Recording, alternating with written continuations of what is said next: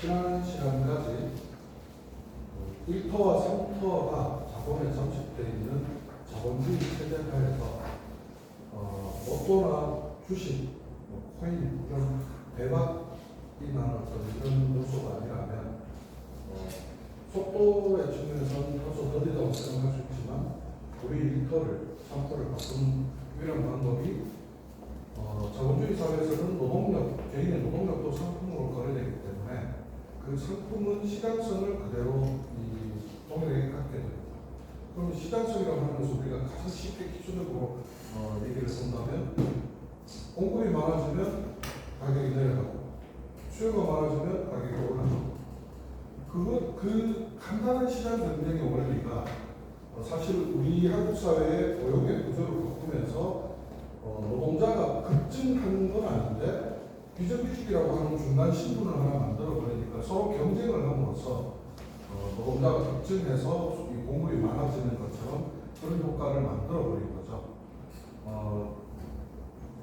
그런 어떤 전체적인 시장 경쟁의 논리를 극복하고 우리 1터를 우리 3터를 개선할 수 있는 유일한 방법이 더되지만 노동조합이었다라는 것까지를 살펴봤다면 오늘은 그럼 우리 역사 속에서 노동조합은 어떻게 면면이 이어져 왔는지 오늘부터 다음 6강, 7강까지 해가지고 노동조합사를 살펴보는 시간입니다. 저는 역사는 거울이다 단순하게 정의하자면 우리가 외출할 때 오늘 다들 거울을 보고 나오셨었지 않습니까? 그래서 머리 모양도 만지고 매무새도 다듬고 이렇게 했을 텐데 두 가지 의미를 갖고 있는 거죠. 이미 만들어져 있는 나의 모습을 들여다보는 것, 과거를 보는 거고요. 그리고 매무새를 만지고 이렇게 하는 것은 앞으로의 상황을 대비하는 것이고, 그래서 역사를 공부하는 것은 역사를 통해서 우리가 어떻게 살아야 될지에 대한 진반, 좌표의 역할을 하는 것이 역사의 공부다라고 생각합니다.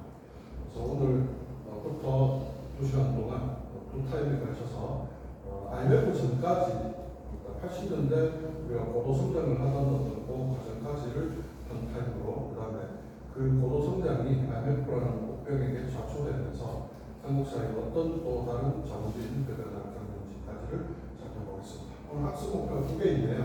저부터 시작해서 한 개 읽고 우리 김문 주장님 방향으로 하겠습니다. 한국 노동운동의 역사적 흐름을 파악한다. 시기별 시대적 상황과 그에 대한 노동운동의 대응 흐름을 살펴본다. 노동운동의 역사적 교훈을 제출한다. 역사의 변화 발전을 확인하고 운동 주체의 필요성을 인식합니다. 앞부분 도입 부분 계속 읽어가도록 하겠습니다. 우리는 역사라고 하면 나와는 우리가 먼 옛날 이야기로 생각하는 경향이 있다. 또는 오늘의 현실과는 별로 관계가 없는 것으로 생각하기도 한다. 그러나 인간은 역사를 떠날 수 없다. 인간은 사회적 동물이란 말은 실은 인간 역사적 동물이란 말과 같은 말이다. 역사는 사회가 시간의 촉을 따라 변해가는 모습에 다름 아니기 때문이다. 역사에 대한 관심은 과거에 대한 족보 찾기식 관심이 아니라 현재와 미래에 대한 실천적 관심으로부터 출발한다. 오늘은 어제의 선물이듯이 내일은 오늘의 선물이다. 따라서 미래를 만들기 위해 과거를 알아야 한다. 우리가 과거를 공부하는 것은 현재를 제대로 인식하고 미래를 올바르게 설계하기 위해서이다. 올바르게 미래를 한번 설계해 가보도록 합시다. 일제강점기부터 살펴볼 건데요.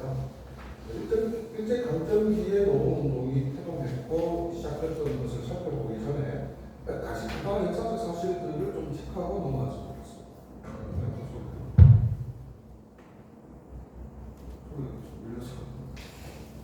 스톱가요. 네, 맞습니다. 제가 어제 새벽 4시까지 술을 마셨더니 지금 상태가 지금 약간 좀 멜로우 상태입니다.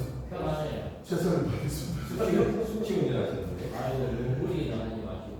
미스터 선샤인이라는 드라마를 아십니까? 네. 저는 굉장히 잘 만들어진 드라마의 요소로서 역작이었다라고 평가합니다. 제가 개인적으로 제일 좋아했던 드라마는 TMI입니다만은 재미나 스토리나 전체적으로 봤을 때 참 재밌다, 정말 잘 만들었다 생각했던 것은 동백꽃 필 무렵이라는 것입니다. 그것만큼 재밌다라는 생각하면서 열심히 봤던 기억이 납니다. 그런데 제 조카가 3일 정도 우리 집에 놀러 온 적이 있었는데 OTT, 그러니까 넷플릭스에 미스터 선샤인 있는 거 뭐 외삼촌 뭐 볼 거 없어? 그러는데 이건 뭐야? 그러면서 쭉 찾다가 미스터 선샤인을 딱 보더니 한 3일 만에 그 20편을 다 정리해서 다 봐버리는 거예요. 보면서 계속 저한테 질문을 하는데 도대체 미국은 언제 도와줘? 를 계속 물어보는 거예요. 그걸 안 도와준다. 그러니까 왜 안 도와준대요?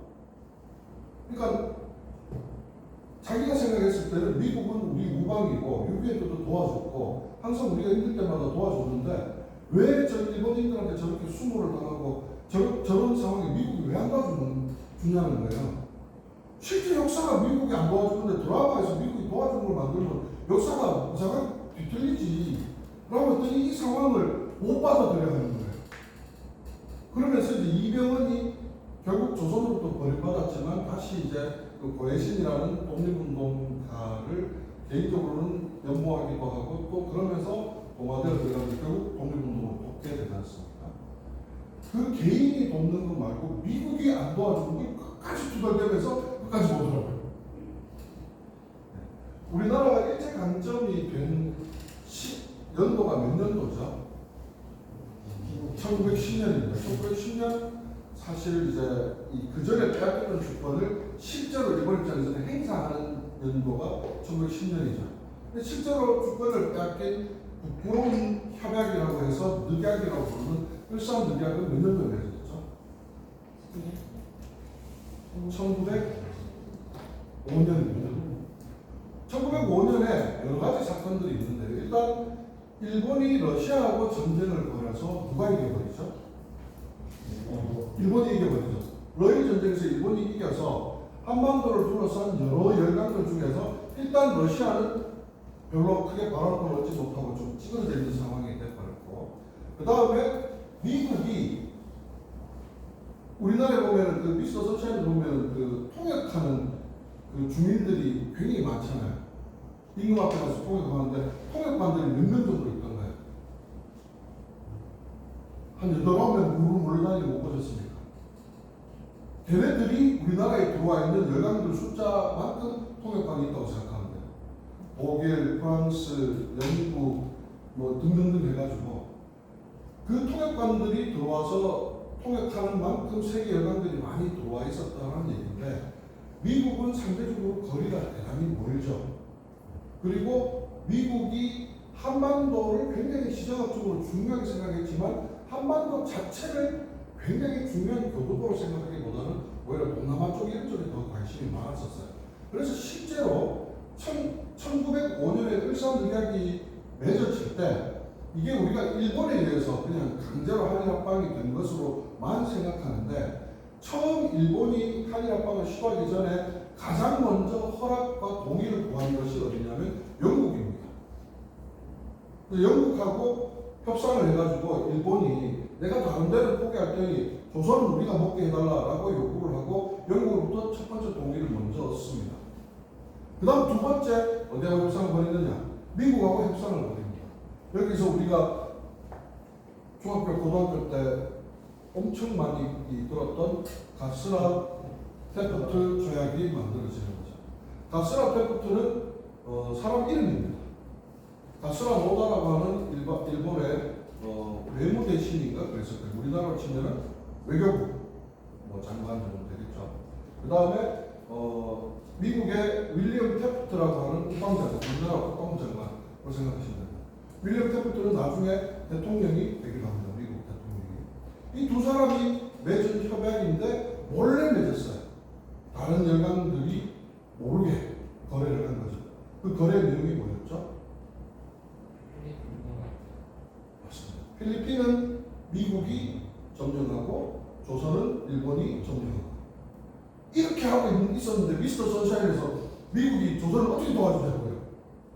그래서 사실상 주변 열강들의 동의와 거래 속에서 조선은 일본에게 식민지화가 될 수밖에 없는 운명에 놓여 있었다라는 사실을 먼저 좀 듣고 그래서 이제 시작된 일제 강점기 하에서 노동운동이 어떻게 개봉했는지를 쭉 살펴보도록 합시다. 계속 읽어나갈까요?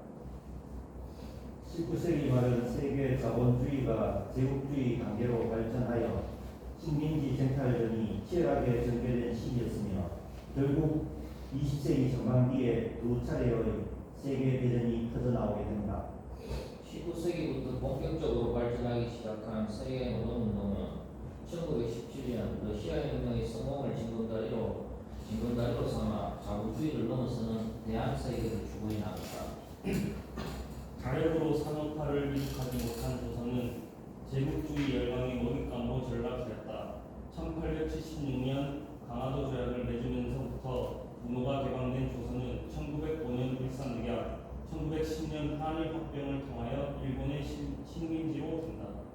일제 강점기의 산업화는 초기에는 자원 수탈을 위한 강산 개발, 산림 벌목, 항구 및 철도 건설 등을 중심으로 시작되었다. 일제는 1931년 만주사변, 1936년 중일전쟁을 일으키면서 아시아 대륙을 침략하였고 그에 따라 한반도를 대륙전쟁의 중심기지로 이용했다. 1945년 해방될 때까지 끔찍한 일제의 수탈이 지속되었다. 수많은 조선인들이 징병, 징용, 성노예로 끌려갔다. 2,600만 인구 중 약 800만이 강제동원 당하였다. 네, 강제 수탈, 강제 동원되었던 위안부, 강제 징용, 강제 모욕, 실제 통계들이 나와 있는 자료들을 참고하시면 좋을 것 같습니다. 밑에 사진도 있고요. 동영상 보기 전에요. 이 우리나라 식민지 역사 속에는 1931년 만주 사변이 굉장히 중요한 기점이 되는 해입니다. 일제시대 때도 노동운동이 존재했다 그런 사람들이 있고 설마 뭐 이렇게 의아해하시는 분들이 많아요. 근데 제가 지난번 그 특강할 때, 특강에 우리 실무교육할 때 강의했던 것처럼 일본이 이 조선을 침략한 건 임진왜란이 일어났을 때는 조선을 침략했던 명군이 정명가도라는 기치를 들고 침략을 했었지 않습니까? 명나라를 치러 갈 테니 조선은 길을 열어라. 이게 침략의 명분이었어요. 이때 이 제국주의로 다시 조선을 식민지 취하로 만들 때 얘네들이 벌였던 모든 각종 전쟁의 기치는 대동아 공영이었습니다. 말 그대로 풀이를 하면은 대동아, 크게 동아시아의 공동 번영을 이룩하겠다. 저가 일본이 중심에 서서. 그래서 얘네들 전쟁 깃발인 우길 신천기에 보면은 정식 명칭은 우길 신천기고 줄여서 우길기라고 많이 부르죠. 원래 일자기가 태양이 가운데 있고 하얀 백지지 않습니까? 근데 우길기는 이 태양에서부터 막 뻗어나가잖아요. 이 뻗어나가는 거를 얘네들은 그 동아시아 전체를 햇빛이 뻗어나가듯이 공동 번영하겠다는 거였었는데 얘네들이 식민지를 만들고 나서 초창기부터 막타비로 이 억압을 했던 것은 사실 아니었습니다. 그게 우리가 알고 있는 엄청난 이제 탄압을 하기 시작했던 것은 아까 얘기했던 1931년 만주 사변 직후부터입니다. 왜냐하면 일본은 그때까지만 해도 이 제국주의 침략 전쟁을 주로 남쪽으로 계속 내려갔었어요. 사이판 뭐 이런 쪽. 그래서 여명의 눈동자 같은 거 보면 최대치가 어디로 끌려갑니까? 드라마 여명의 눈동자 옛날에 기억나십니까? 최씨라 보면서 울고 남자들은 최씨라 보고 울고 여자들은 최대치 보고 울고 뭐 엄청 많이 전 국민을 울렸던 드라마 기억합니다. 철조망 사이에 두고 막 엄청 이제 막 이 슬픔의 제외를 하고 하는 거기가 어디입니까? 사이판이거든요. 그러니까 만주사변이 일어나기 전까지는 전선이 주로 동남아 쪽으로 일본이 형성되어 있다가 1931년을 기점으로 위로로 이제 쳐들어가는 거예요. 대동아 공영을 위한 전쟁을 이제 위로도 벌리는 거죠. 그런데 이 1931년 만주사변에 이거 하나만 가지고 얘기할 것들이 너무너무 많습니다. 자, 일단 저 1931년 만주사변을 통해서 또 전쟁에 이겨버려요, 일본이. 그리고 거기에 지금 나라를 하나 건설하는데 괴뢰국이라는 나라, 이름도 참 웃기죠. 이 만주 괴뢰국을 건설합니다. 그리고 거기에 군대를 주둔시키는데 여기에서 이제 우리 역사에 등장하는 인물이 하나 나오죠. 다카키 마사오라고 하는 이 한국의 군관학교에 가려고 했는데 나이가 많아서 못 가서 혈서를 써가지고 열사보고 진충보고 혈서를 써가지고 천황을 감동시켜서 그래서 이제 그럼 너 줄게. 근데 이 조선에 있는 군관학교를 못 가니까 만주의 군관학교를 가라 해서 만주에 있는 군관학교를 가게 되는. 그래서 박정희가 이제 군생활을 하게 되는 것이 저 만주 이 괴뢰군에서 실제 군생활 장군생활을 하는 겁니다. 근데 저 만주에 주둔했던 관동군이라는 군대가 일본 중국의 산해관이라는 곳에 동쪽에 주둔한 군대라고 해서 관동군이라고 불렀었는데 이 관동군이 정말 인류 역사에 이 씻을 수 없는 죄악들을 많이 저질렀었죠. 어떤 죄악들을 저질렀느냐? 바로 우리가 알고 있는 731부대. 101, 104, 731이라고 하면 우리나라 치면 뭐 7사단, 8사단 이런 부대는 거예요. 근데 한 30년 넘게 일본이 계속 부정했죠. 그리고 이걸 부정할 수 있었던 것은 미국 CIA가 실제 인체를 가지고 실험했던 모든 자료들을 다 자기들이 가지고 가면서 이 정범들을 용서해 줘버렸기 때문에 이 국제재판소에서 일본의 이 만행이 밝혀지지 않았다가 36년 만인가 37년 만인가 일본이 실제 그런 부대가 존재했고 실험을 했다는 사실을 뒤늦게 인정하게 되죠. 731 부대에 대해서. 근데 이 많은 사람들이 추정하는 것은 최소한 4개 사람 정도가 그런 생체 실험을 했다라고 지금 추정을 하고 있습니다. 엄청나게 많은 사람이 죽었고 제일 많이 죽은 사람은 중국인, 그 다음 많이 죽은 사람은 몽골인, 그 다음 조선인들이 잡혀가서 많이 죽었던 그것이 또 만주 사변 이후에 벌어졌던 상황이기도 합니다. 어쨌든 뭐 독립운동에 대한 탄압은 꾸준히 있어왔지만 전체를 수탈하고 징용하고 막 이렇게 폭격적으로 했던 것은 이 31년 만주 사변을 통해서 전선이 확장되고 시간이 흐르면서 이 전선들이 자신들이 일본이 약세로 돌아서면서 엄청난 수탈로 돌아가겠다. 그래서 그 전까지는 상투 자르고 이름 바꾸고 즉 이 변복을 하고 그러니까 양장처럼 그렇게 신문물로 변복을 하고 이름을 일본 이름으로 창시 개명을 하면은 내선 일책을 해가지고 크게 탄압을 하지 않았었어요. 그러는 바람에 노동조합도 생겨날 수 있었던 유화적인 상황이 초반에는 만들어졌었다. 이렇게 상황을 이해하시면 될 것 같습니다.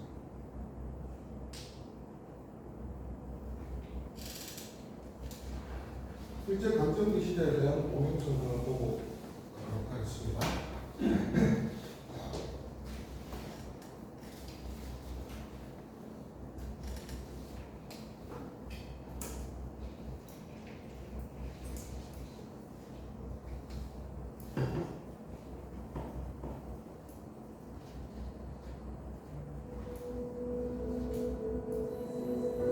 조선도 개항을 하면서 선진 자본주의와 관계를 맺기 시작했다.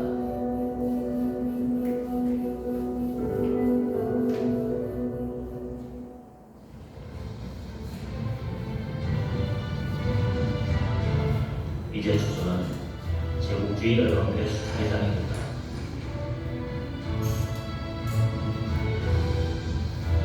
항구, 광산, 철도 부분에서 수탈이 가장 심했고 따라서 그곳에서부터 노동자의 투쟁도 시작했고 최초의 노동조합도 구성된다.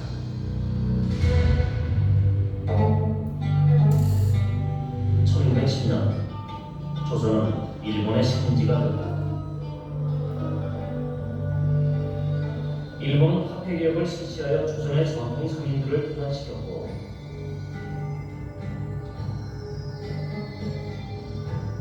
토지조사 사업으로 조선의 고창지대를 장악했다.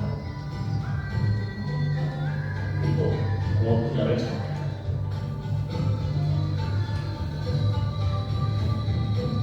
전통 상인들이 거리로 나가고 농민들이 농촌에서 생겨났다.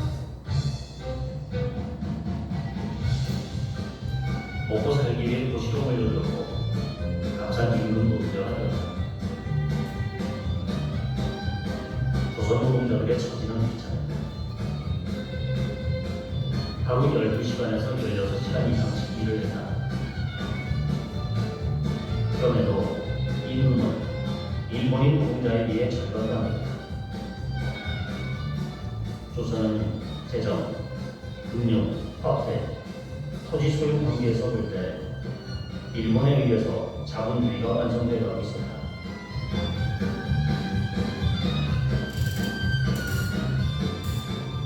또한 동시에 노동자는 조선의 중요한 사회 세력으로 성장해 가고 있습니다.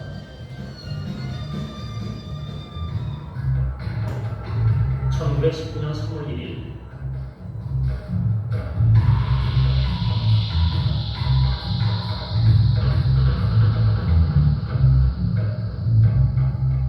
한일운동에서 노동자들은 만세 시위를 주도하거나 동맹 화합을 전개하였다.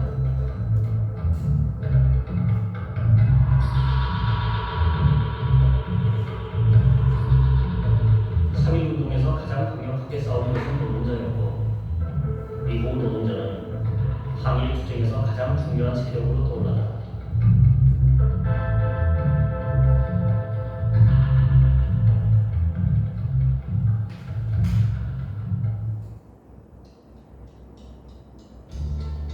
(1920년대) 일본 독점자본이 진출하기 시작했다. 제사, 면방직, 식료공업 등 경공업 부문이 근대적 공장으로 크게 성장했고, 제조, 광업, 운송 및 건설 모든 부분에서 노동자가 급격하게 늘어났다.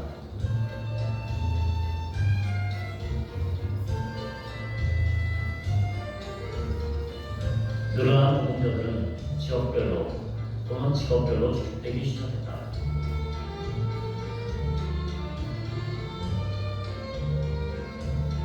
여러 직종의 노동자들이 모여있던 지역학교 노조는 점차 직업별 노조로 분화하였고, 이 직업별 노조들은 상급단체로 지역노조연합회와 직업별 연맹체를 결성하였다.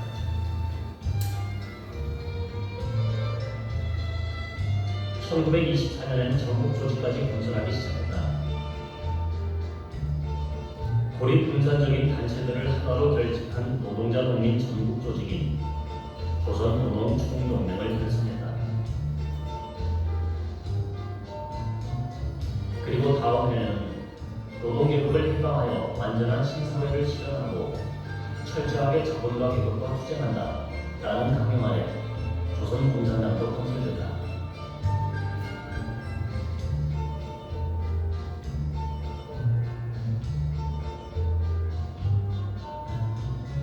노동자 조직이 커지면서 노동자의 투쟁도 활발해졌다. 투쟁은 부두에서 광산, 통건축, 경공업 등 전 산업 분야로 확대해 간다. 사업장 규모를 뛰어넘는 지역 내 직종별 동맹 사업도 활발해졌다.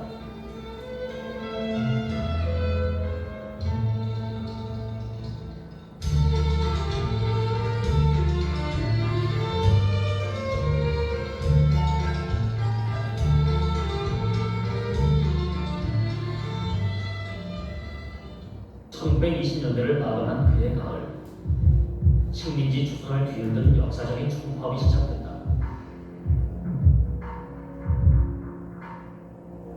원산 지역엔 원산노동연합회라는 노동자 조직이 있었다. 원산 노조는 구두 노동자를 주력으로 인쇄 등 여러 직종들이 모인 지역연합체이다. 26건의 파업을 승리로 이끌었고, 파업기금 정리, 소비조합 및 자체 노동경험을 증명할 정도로 막강했다.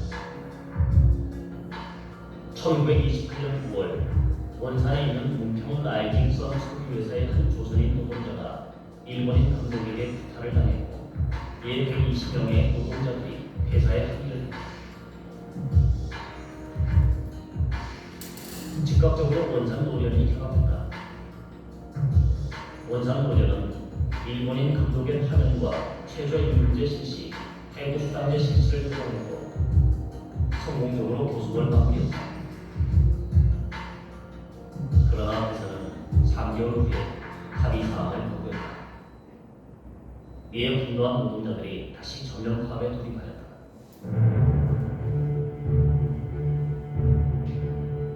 파업이 시작되자 원산 노조는 원산 부두 노동자 및 산하 노조에게 동정 파업 지침을 내렸다. 원산 총파업이 시작됐다. 이에 일본 자본인 원산 자기가 파업 참가자를 무조건 해고하고 원산 노련 소속 노동자를 고용하지 않겠다고 선언했다. 그리고 일제는 경찰과 군대를 급파하여 파업 대우를 위협했다. 그러나 3,000명의 원산 노련 소속 노동자들은 그 일기에 투쟁했다. 파업이 장기화되자 전국에서 파업 기금이 몰려들었다. 미조직 노동자들이 자유노조를 결성하여 원산 노련에 가입했다. 원산항에 들어와 있던 일본 선원들이 파업을 지지했고 자본가들이 모집해온 노동자들마저 파업에 가세했다. 원산 지역의 농민, 청년, 학생들의 연대 투쟁도 이어졌다. 도시가 완전히 마비됐다.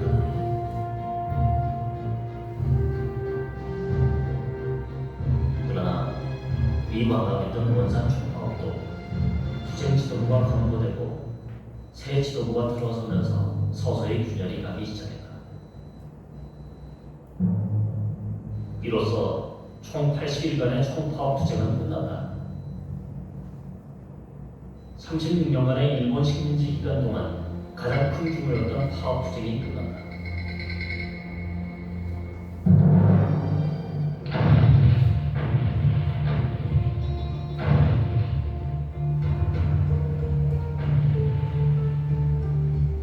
중국에서의 전쟁은 대규모 공공토목 사업과 비슷한 효과가 있었다. 만주 사변으로 일본은 자국에서 실업률이 줄어들고 국내 소비도 크게 늘어났다. 1930년대 중반 일본은 세계 5위의 수출국이었다. 일본이 전쟁으로 이렇게 성장하고 있을 동안에 조선은 일본의 중국 침략 전쟁을 위한 기목으로 일본 제국주의의 엄청난 수탈에 시달려야 했다. 조선에서 생산되는 모든 것이 일본의 전쟁을 위한 군수물자가 되었다. 노동운동에 대한 탄압도 극심해졌고 모든 노동단체와 정치단체 활동도 불가능해졌다. 일제는 1932년 말부터 1933년 말까지 1년 동안 무려 80여 개의 노동단체를 해산시켰다. 이런 일제의 탄압과 민족 계략주의의 특세 속에서 노동조합 운동은 새로운 길을 모색하기 시작했다. 당시 어떤 공개적인 활동도 할 수 없는 가운데 전위적 혁명적 노동조합 운동이 모습을 드러냈다.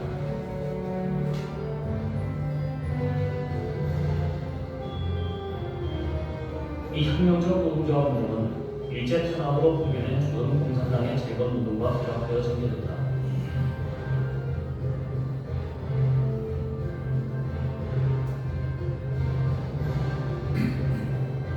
혁명적 노동조합 운동은 대도시 공장지대와 일제 병창기지와 정책에 따라 서로 발달한 공업도시에서 시작됐다.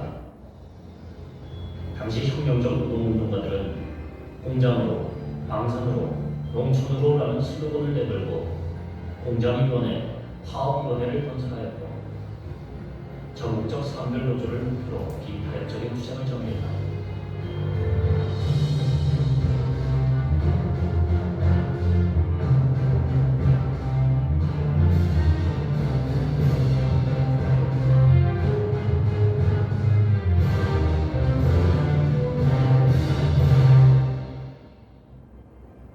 (1935년 6월) 진남포 제련소에서 골독 청소를 하던 노동자 20명이 떨어져 죽는 참극이 발생하였다. 당시 제련소 노동자들의 삶은 비참했다. 매일 12시간씩 용광로에서 배출되는 가스와 연기로 낙중독에 시달렸고 신체 일부가 자려나가는 일이 비일비재했다. 이러한 상황에서 자본가들이 공황기에 입은 손실을 일시에 만회하기 위해 노동 강도를 더욱 강화했고 그것이 노동자들의 죽음으로 나타났다. 제련소 노동자들은 무산대중은 단결하라라는 구호를 내걸고 파업에 돌입했다. 자본은 노동자의 요구를 거부하는 동시에 도서관으로 들어가던 노동자들을 체포하여 경찰에 넘겼다. 분노한 노동자들이 몽둥이로 무장하고 사무실을 습격하였다. 이에 경찰은 칼을 휘둘렀지만 노동자들은 그 칼을 빼앗아 꺾어버릴 정도로 격렬하게 저항했다. 이 파워를 주도한 것은 진남포 적색노조의 후계였다. 진남포 일대는 경찰과 파업 주찰대의 충돌로 벌집을 들쑤셔 놓은 것과 같았다. 노동자들의 파업에 일제에 탄압을 가했다. 일주일 후 굶주림을 더 이상 견디지 못한 노동자들은 현장으로 후비었다. 식민지 아래서 전개된 조선 노동자들의 가장 강력한 투쟁이었다. 그리고 혁명 활동가들이 노동자 대중과 결합한 투쟁이었다.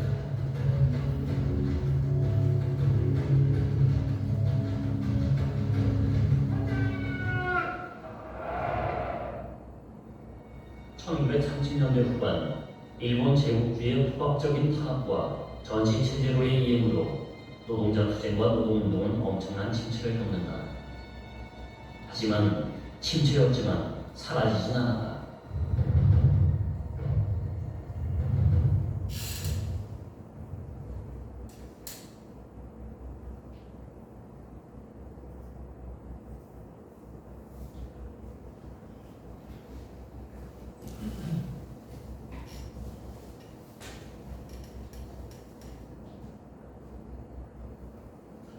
네, 몇 가지만 조금 보충해서 설명을 좀 하고 넘어가도록 합시다. 일단 첫 번째,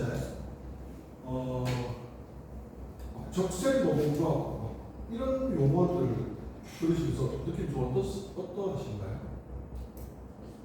조선 공산당이 우리나라에 만들어졌다는 얘기도 하고 이런 것에 대한 느낌이 어떠신가요?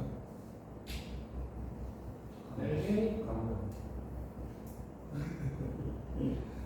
우리 한국 사회가 이념의 충돌로 그러니까 반공 이데올로기니까 공산당을 반대하는 반공 이데올로기로 철저하게 사회를 통제하고 정철되었던 것은 6.25 전쟁 후부터였죠.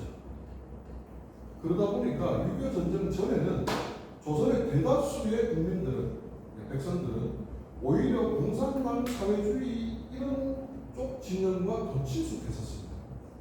왜냐하면 독립운동가 대부분들이 사회주의자거나 공산주의자였었거든요. 오히려 자본주의적 개념 또는 이념을 가지고 독립운동을 했던 세력을 뽑으라면 이승만 정도밖에 없습니다. 실제로. 그래서 이 시기, 뒤에 가면 나오기도 합니다만 이 시기에는 굉장히 그런 것에 대해서 이질감이 없고 대단히 자연스러웠다라는 것으로 좀 오늘날에 약간 충돌되는 정서상의 어떤 그런 충돌감을 그렇게 이해를 하시면 좋을 것 같고요.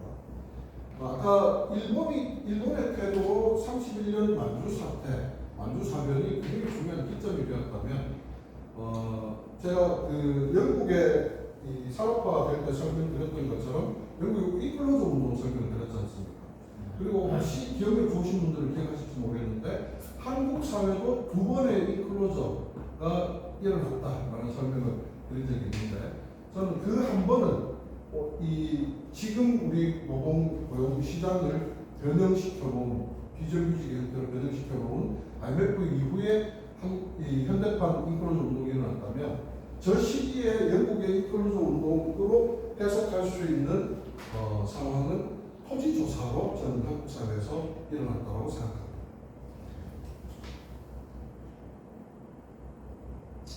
이 정도 이렇게 생각하고 칩시다. 1대5만 정리를 지도로 봤을 때. 우리나라 전체 지도에서 평야가 어디에 가장 많이 밀집되어 있습니까? 전체를 사분으로 했을 때 이쪽에 평야가 거의 대부분 있죠. 자, 일제가 1910년에 실제로 한일합병을 딱 하고 나서 1912년부터 아까 영상에 나왔던 토지조사라는 걸 시작했죠. 그 아까 영상에는 그냥 그 소 몰고 쟁기로 요즘은 기계로 못하는 치는데 논 갈고 있던 그 장면인데 잠깐 나왔었는데 우리나라 전체 농토의 몇 %를 일제에게 뺏겼다고 나왔던가요? 기억하십니까? 65%를 뺏겼다고 했죠. 그래서 실제 이 토지조사는요, 실제 얼마만큼 이루어졌냐면 1912년부터 1918년까지 이어집니다.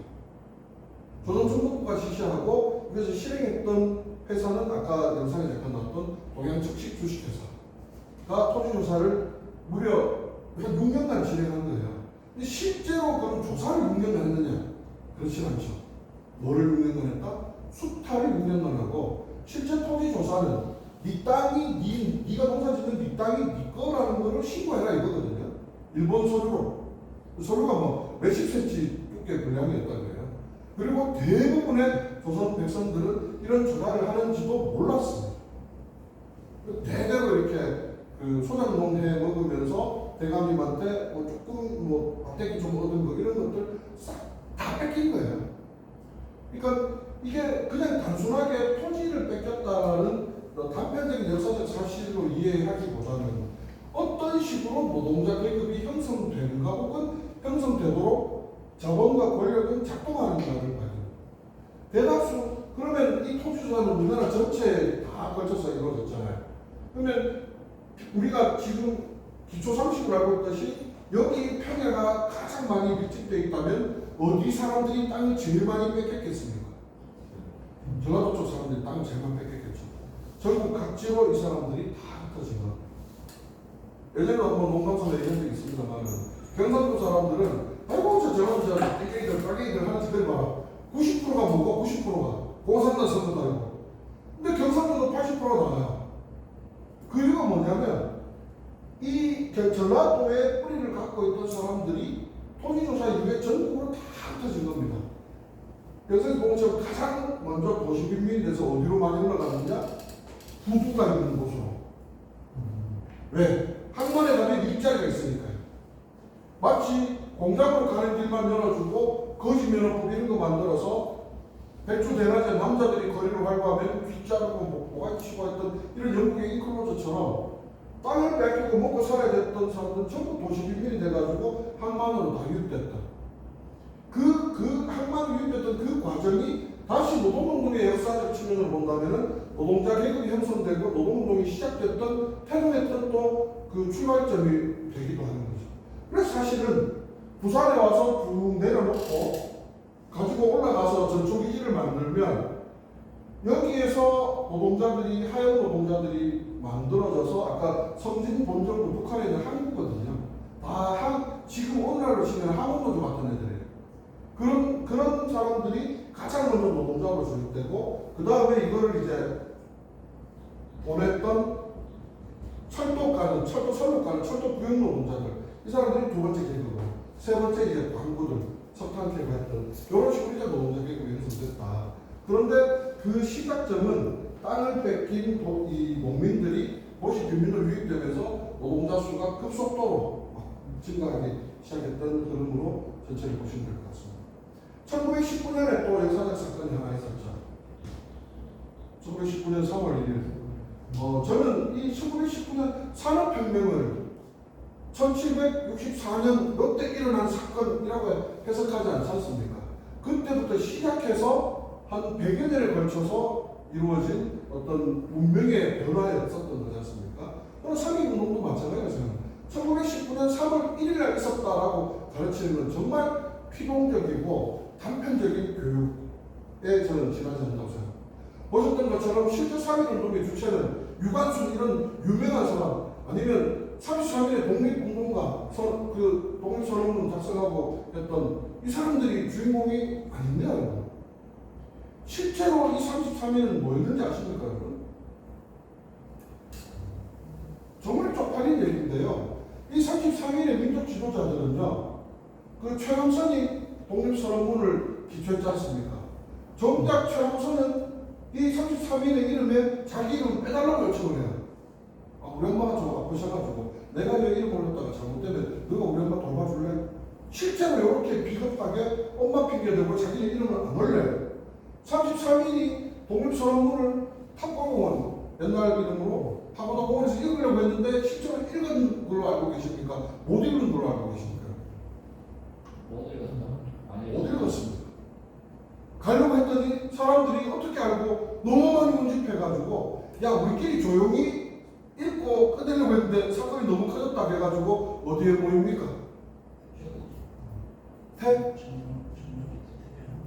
태평관입니까? 태화관입니까? 태평관인가요? 지금으로 치면 이게 무슨 음식점처럼 들리지만 요정이에요, 요정. 여기에 모여가지고 낮술 처먹어요, 인간들이. 야씨, 못 읽었다, 왜 하고 하면서 낮술 처먹고 술 기운이 막 오르니까 거기서 야 기한 썼는데 여기서라도 읽자라고 그 태평강 태화강인가 하여튼 그 음식점에서 실제로 요정에서 거기서 술 처먹고 술 취한 그 기분에 거기서 낭독합니다. 이게 우리가 알고 있던 민족 지도자 33인의 실체입니다. 학교에서 제도권에서 절대 이런 역사적 사실들을 쉬쉬하고 얘기를 안 하죠. 이미 다 밝혀진 팩트입니다.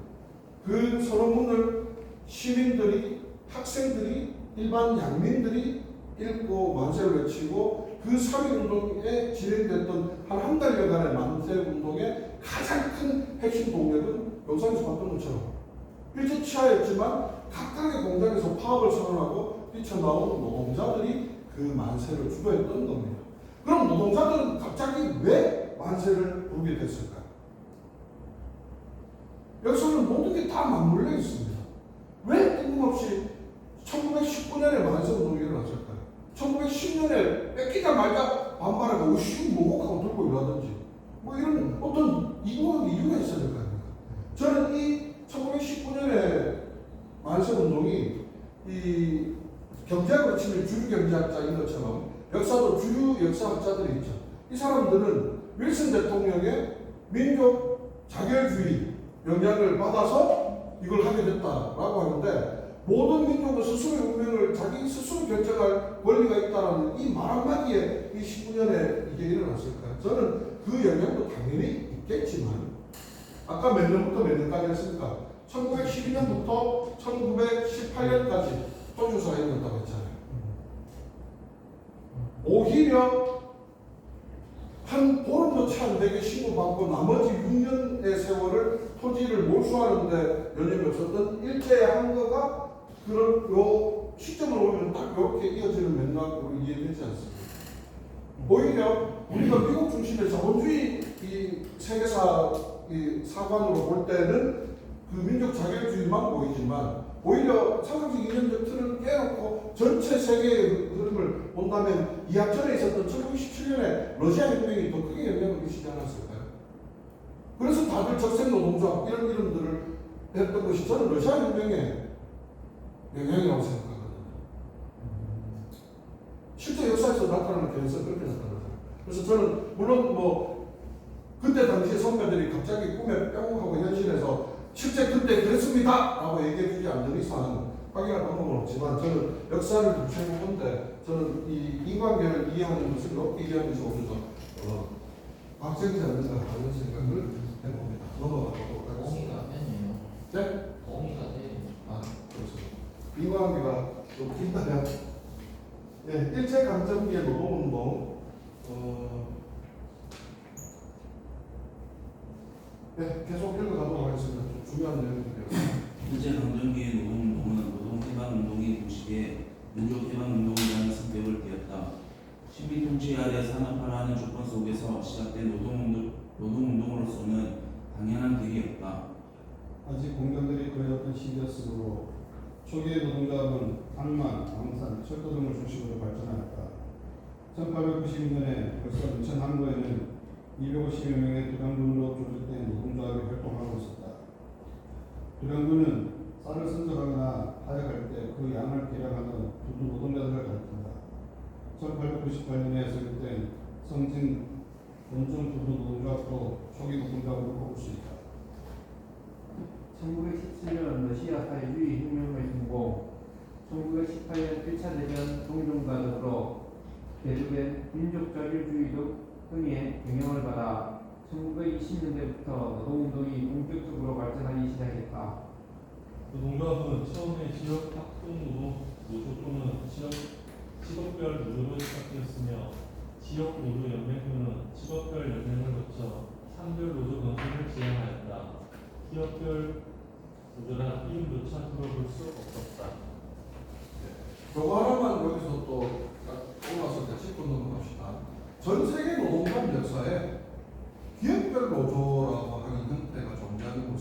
그리 많지 않습니다. 아주 이제 근대에서 현대로 넘어왔을 때 미국 그리고 일본의 일부를 제외하고는 우리가 알고 있는 가장 먼저 노동운동이 인권과 성장했던 유럽이나 이런 데서는 기업별 노조 이런 것 자체가 아예 없습니다. 지금도 없습니다. 기업별 노조가. 그러니까 우리나라는 노조법에 거기 해당 직원이 아닌 자를 노조원으로 하면 노동조합이 아니다라고 해서 노조법 정의 때문에 그래서 옛날에 정규조에서 해고된 이 선생님을 조합원을 뒀다고 해가지고 법의 노조로 해산 명령들을 주고 했었지 않습니까? 근데 이런 일들이 유럽 사회에 이래 가면 걔네들은 이 개념 자체를 이해를 못해요. 산별노조가 너무나 당연하고 퇴직자든 학생이든 직업이 없는 자든 사용자든 노동조합으로 가입하는 개인의 자유라고 보기 때문에 그래서 이 굉장히 이 직업별 노조라는 이름은 찾아볼 수 없었다. 근데 왜 우리나라는 이 기업별 노조가 생겨났을까?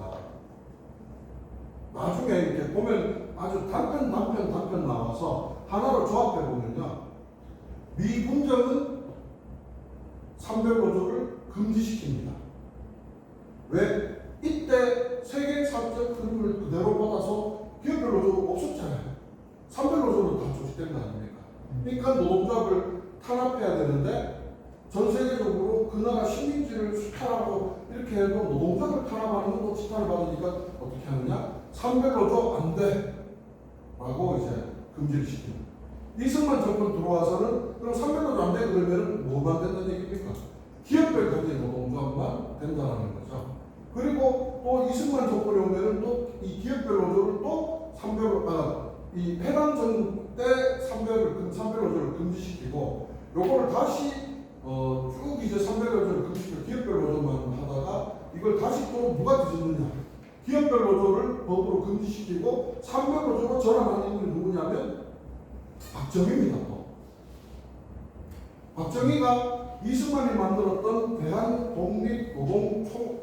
대한독립촉성노동총동맹이라고 하는 옛날 대한노총을 워낙 이제 어용색이 짙고 제대로 기능을 못하니까 박정희가 이거를 없애라고 지시를 합니다.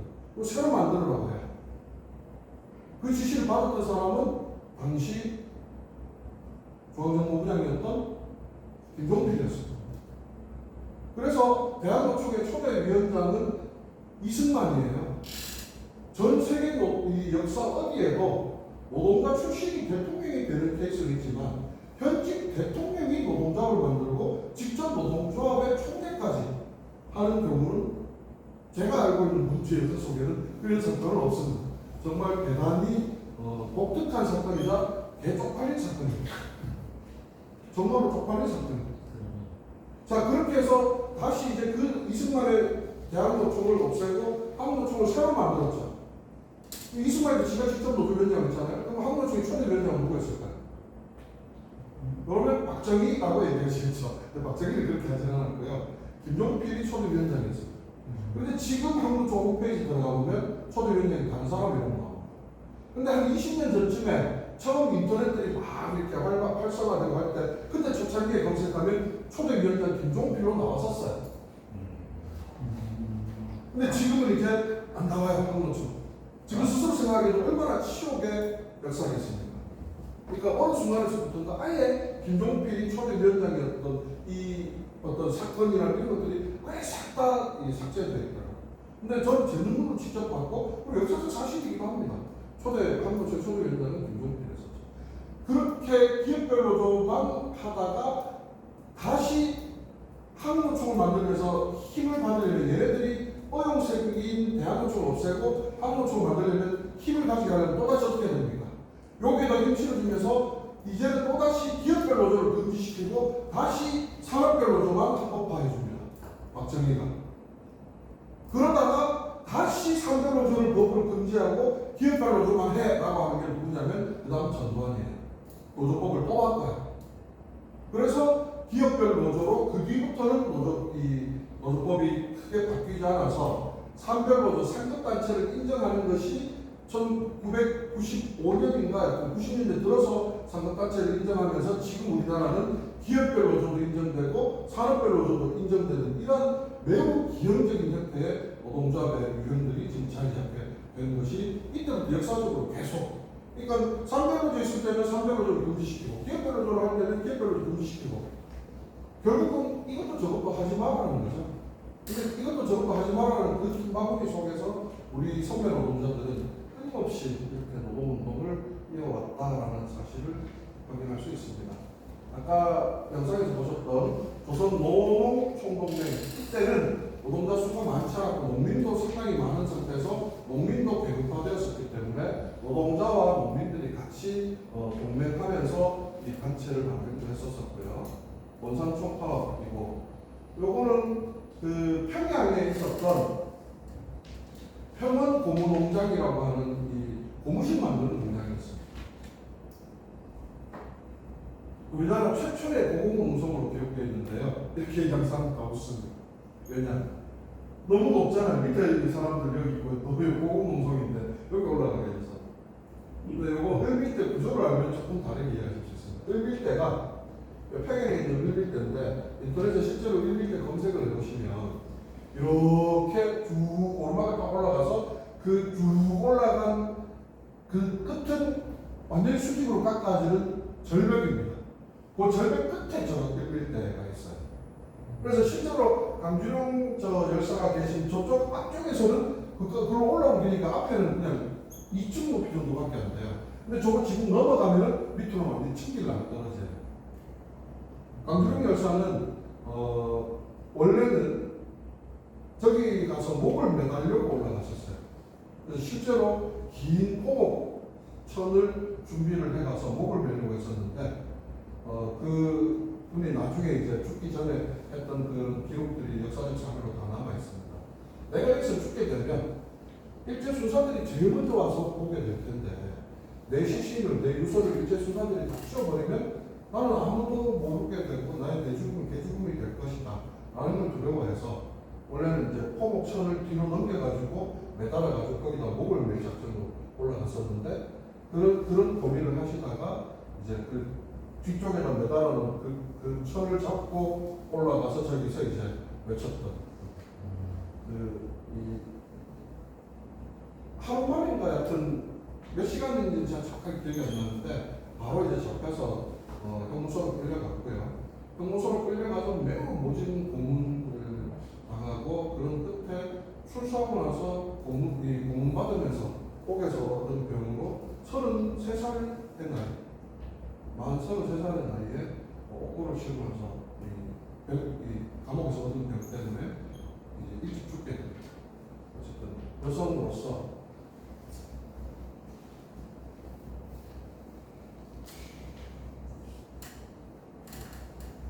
강주를 외친 아까 그 지붕 위에 올라가서 이걸 계속 외치셨거든요.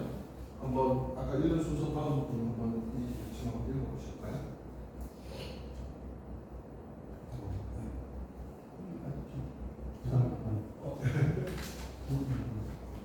강주룡의 외침. 우리는 49년 우리 박단의 임금 강화를 크게 여기지는 않습니다. 이것이 결국은 평양의 2,300명 고무공장 직공의 임금 강화의 근원이 될 것이므로 우리는 투표로서 반대하려는 것입니다. 2,300명 우리 동포의 살이 깎이지 않기 위하여 내한 몽둥이가 죽는 것은 아깝지 않습니다. 내가 배워서 아는 것 중에 대중을 위해서는 명예스러운 일이라는 것이 가장 큰 지식입니다. 이래서 나는 죽음을 각오하고 이 지붕 위에 올라왔습니다. 나는 평원 고무사장이 이 앞에 와서 임금 강화 선언을 취소하기까지는 결코 내려가지 않겠습니다. 끝까지 임금 강화를 취소치 않으면 나는 자본가의 하는 근로대중을 대표하여 죽음을 명예로 할 뿐입니다. 무슨 얘기냐면요. 평원공장, 그러니까 고무신 공장 여기는 돈을 잘 버는 공장이었어요. 그래서 여기서는 돈이 잘 벌고 임금도 꽤 높았어요. 그러니까 이제 이 사장이 야 그것만 임금 너무 많이 받나 좀 낮추자 해갖고 일반적으로 임금 삭감을 회사에서 하는 거예요. 근데 거기에 한국에서 이제 올라가는데 그 한국한 이유가 이유가 우리는 임금 감안의 것을 감수할 수 있지만 평원공장에서 임금을 깎게 되면 평양에 있는 전체 노동자, 이 공무 노동자들 2,300명 임금이 다 깎일 것이므로 우리는 이걸 수용할 수 없다. 이런 내용입니다. 이렇게 하고 이렇게 했다는 것만으로 형무소에 끌려가서 엄청나게 심각한 오보를 찾고 이게 이제 밀릴 때 뒤편 사진입니다. 이렇게 올라가는 길이고요.